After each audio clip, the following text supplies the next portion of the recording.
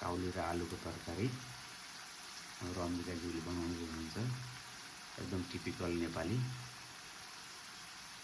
उहाँले चाहिँ तेल तताउनु भयो, मेथी हाल्नुभयो र सुकेको खुर्सानी 2टा। अब एकछिन आलु फ्राई गरिसक्नुभयो। अब काउली हाल्दै हुनुहुन्छ।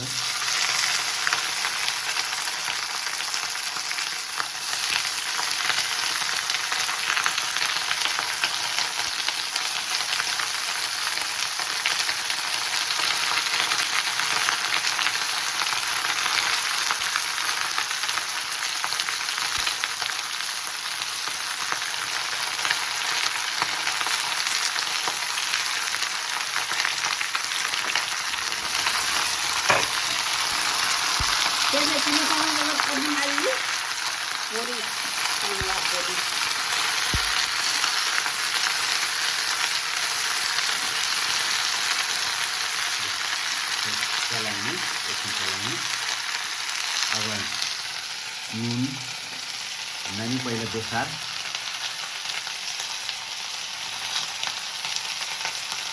अब जिराको धुलो,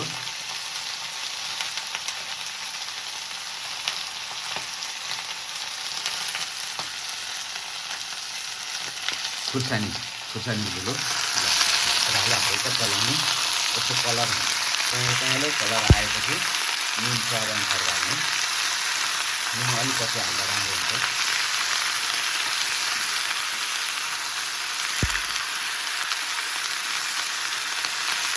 आजको काउली चाहिँ हामीले हल्का झोल राखेर खाने प्लानमा छौँ। झोल राख्दा पनि राम्रै हुन्छ।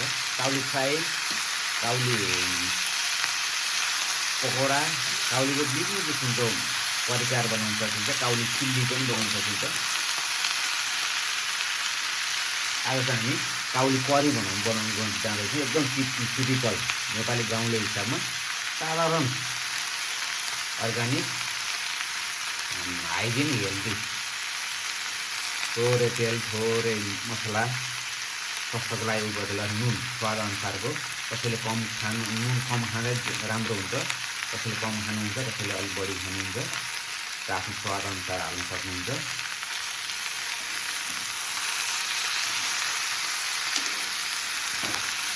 अब एकछिन चलाउने, राम्रोसँग सबैतिर लागोस् र यसलाई छोपिदिनु।